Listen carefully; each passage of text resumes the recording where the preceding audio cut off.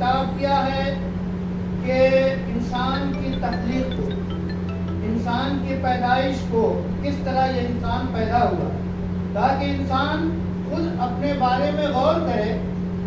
اور اللہ نے فرمایا کہ ڈرو اس رب سے جس نے تم کو ایک ذات سے پیدا کیا، اور اسی ذات سے اللہ تعالیٰ نے یعنی حضرت آدم کو پیدا کیا، ان سے حضرت حوا کو بنایا، اور ان دونوں سے بہت سارے مرد و عورت بنائے، اور قیامت تک جتنے آنے والے انسان ہیں وہ آدم اور حوا کی حقیقی اولاد ہے.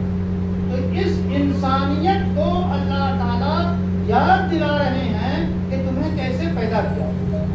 ایک جان سے اللہ نے ایک جوڑے سے تم کو پیدا کیا. تو ڈرو، یعنی اللہ کی قدرت کتنی عظیم ہے، اس کی عظمت کس قدر عظیم ہے، کس قدر وہ قادر ہے جو تم کو پیدا کر، وہ تمہارا رب ہے، تمہارا پالنہار ہے. تو اس سے ڈرو اور اس کا پاس و لحاظ رکھو.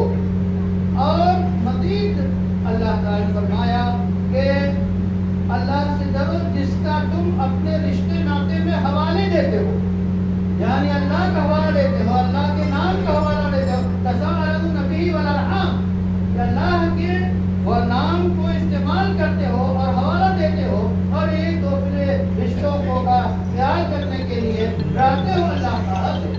اور اللہ تعالیٰ ہمیشہ نگہبان ہے. دوسری آیت میں فرمایا گیا کہ اے لوگو، اے ایمان والو، تقویٰ اختیار کرو جیسا کہ تقویٰ کا حق ہے، اور ہمیشہ پوری زندگی میں تقویٰ پہ چلتے رہو یہاں تک کہ تمہاری موت آئے. موت تک تقویٰ کے مطابق زندگی گزارنی ضروری ہے. اسی طرح اللہ نے فرمایا کہ اے لوگو اللہ سے ڈرو اور وقولوا قولا سدیدا، اور سچی پکی نپی تلی بات کو. یہ اللہ تعالیٰ نے اس موقع پر نکاح کے خطبے میں یہ تقویٰ کی یاد دہانی، اور دوسری اہم ترین بات یاد دہانی کہ پکی بات کہو. سب سے پکی بات لا الہ الا اللہ، اور لا الہ الا اللہ کے مطابق ساری باتیں سچی. سچ ہمیشہ نجات دیتا ہے، جھوٹ ہمیشہ ہلاک کرتا ہے. اس موقع پر جب دو اجنبی دل اللہ کے نام پہ جڑنے جا رہے ہیں تو یہ یاد دلایا جا رہا ہے کہ اللہ سے ڈرنا. بسم اللہ الرحمن الرحیم. یہ تقریب سعید مبارک تقریب ہے، خوشی کا موقع ہے، نکاح ہوا چاہتا ہے. نکاح سے پہلے اور نکاح کے خطبے میں حضور اکرم صلی اللہ علیہ وسلم نے جن آیات کا انتخاب تلاوت کے لیے کیا ہے، اور اسی طرح بعض احادیث پڑھی جاتی ہیں، وہ آیات 3 صورتوں سے منتخب ہیں.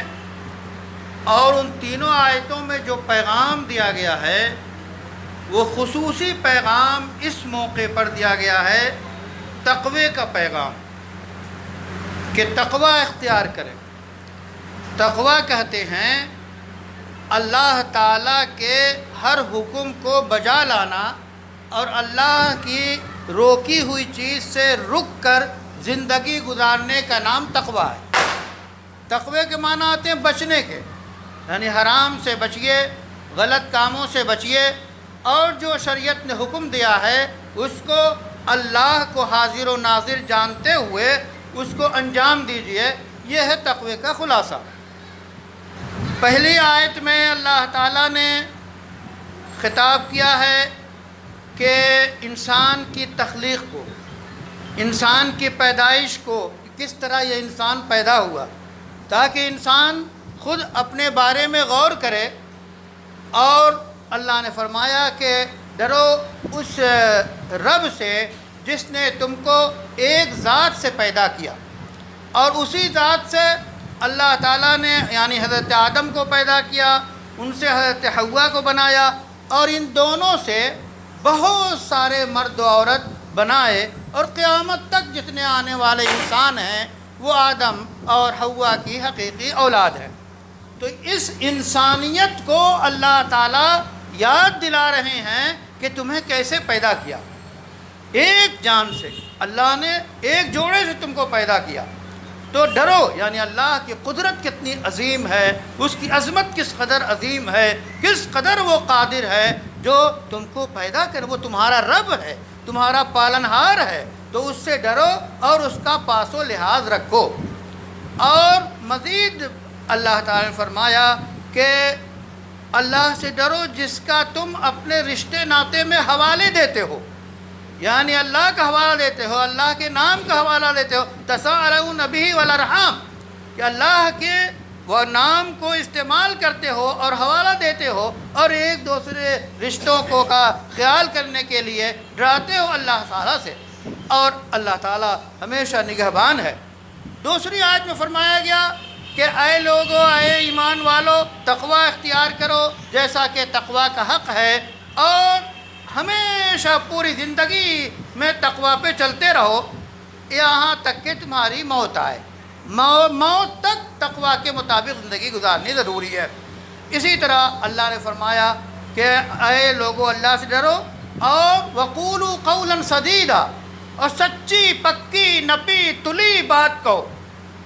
یہ اللہ تعالیٰ نے اس موقع پر نکاح کے خطبے میں یہ تقوی کی یاد دہانی اور دوسری اہم ترین بات یاد دہانی کہ پکی بات کہو۔ سب سے پکی بات لا الہ الا اللہ ہے، اور لا الہ الا اللہ کے مطابق ساری باتیں سچی۔ سچ ہمیشہ نجات دیتا ہے، جھوٹ ہمیشہ ہلاک کرتا ہے۔ اس موقع پر جب دو اجنبی دل اللہ کے نام پہ جڑنے جا رہے ہیں تو یہ یاد دلایا جا رہا ہے کہ اللہ سے ڈرنا، یہ یاد دلایا جا رہا ہے کہ ہمیشہ سچی بات کہنا۔